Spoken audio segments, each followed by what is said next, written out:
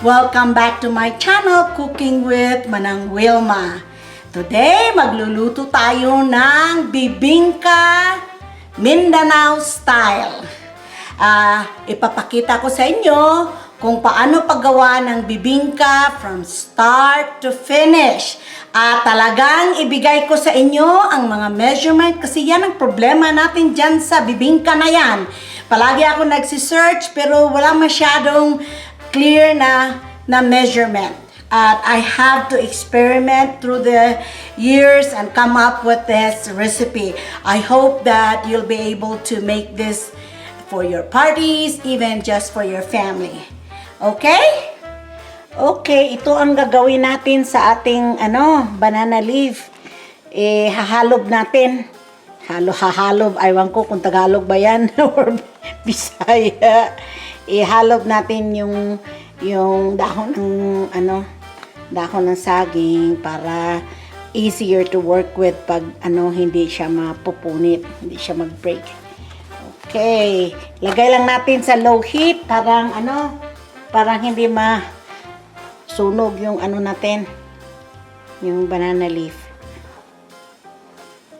Lalo na itong banana leaf ko kasi na to, talagang luma na to. Okay, and this is how you fold the banana leaves.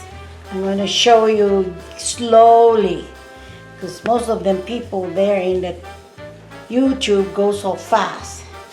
And then you go folding like that. And then fold in like that. And then fold in like that. And then you just cut it straight like that. Oops.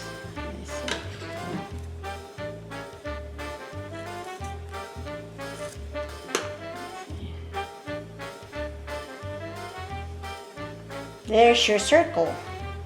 So, and then to keep that wrinkle, that kink at the end, you just tie it.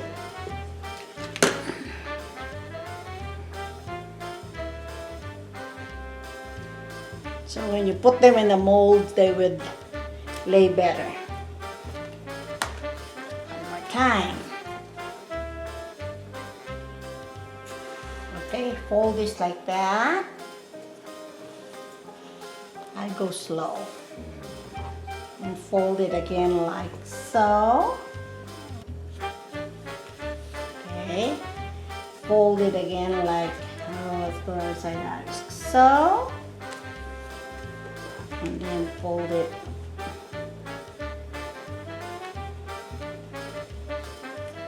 and then like so, and then cut,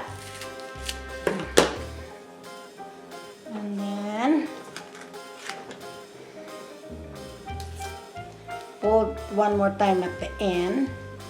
And then tie. I think that was my best demo there.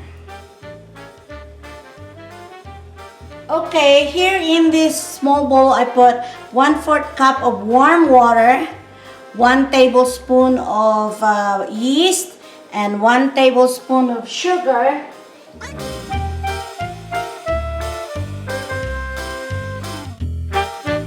Ito na ang ating dry ingredients sa ating bibingka. Nilagyan ko na ito hinalo ko na yung rice flour at saka yung sugar. Tapos halo natin yan ng maigi.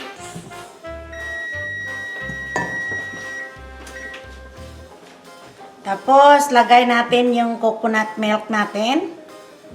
Dahan-dahan.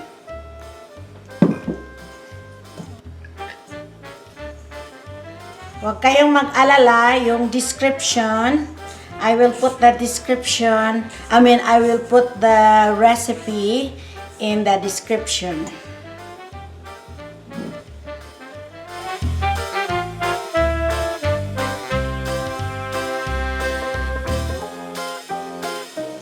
Okay, and this is quite the consistency already that we want on this bibingka.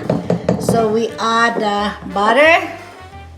I have 2 tablespoons of butter in here. And then we'll add our yeast mixture.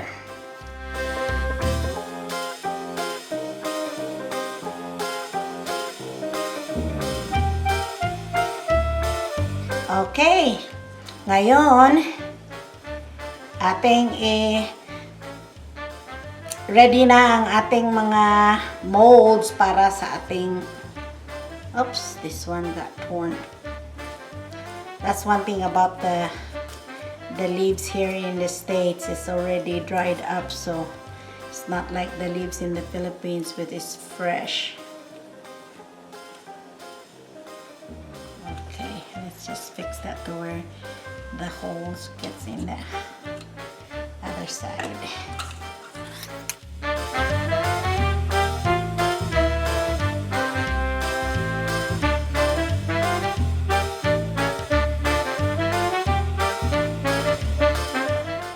Okay, ito na ang ating na-raise na bibingka dough. Lagay na natin sa ating mold.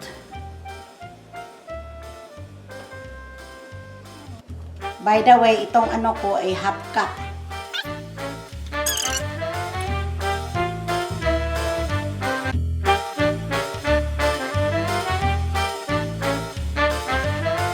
Here's our finished product, ang bibingka natin. Tikman natin. Ooh, looks so yummy. Well, it's so moist. And let's taste it.